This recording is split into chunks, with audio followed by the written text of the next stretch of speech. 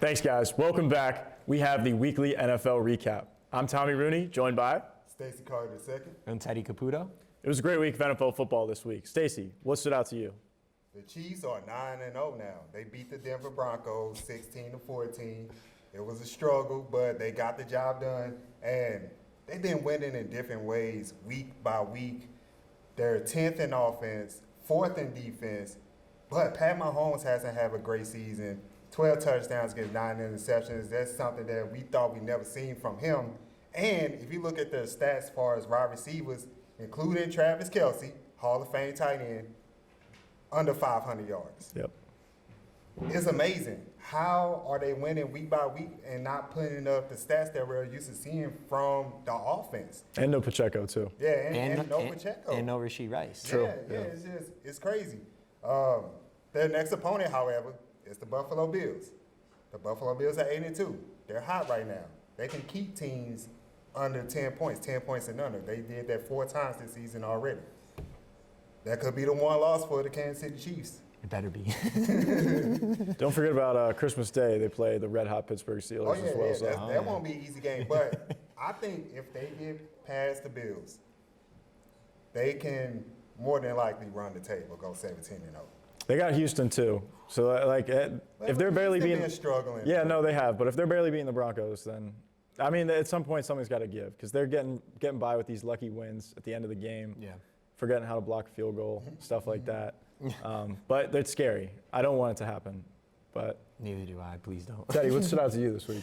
Well, you mentioned the Texans and how that could be a game that the Chiefs lose. It was about to be a game that the Lions are going to lose, but the Lions were resilient. They held in there, and they got that win despite a record game for Jared Goff throwing 5 interceptions. There's only been 3 quarterbacks who've thrown 5 interceptions in the NFL era and have actually won, Tony Romo and Brett Favre being the other 2.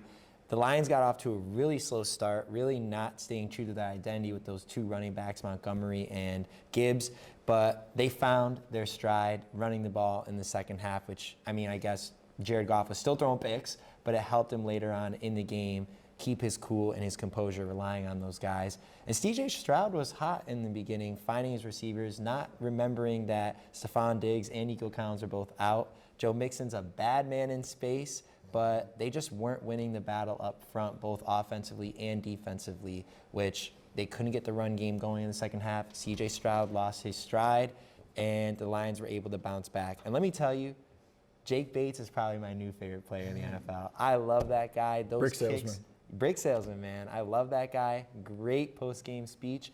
And let me tell you that one 4th down, 4th and 11, where he hit the first 58-yard field goal, if Amon-Ra St. Brown made that catch, Dan Campbell's probably going for it. And maybe they would get it, but maybe they wouldn't, and that would have changed the whole game. So props to Jake Bates on that huge kick there and the one to win the game. Absolutely. Well, those are both great games. I think that the game of the week this past week was the Steelers and the Commanders. I happened to be there in person. Yeah. It was a fantastic environment. Yeah. Steelers took over the stadium. There were terrible towels flying around the entire stadium. And I know that the Commanders fans were probably a little disappointed by that. But there was a lot of big plays in this game that influenced the outcome.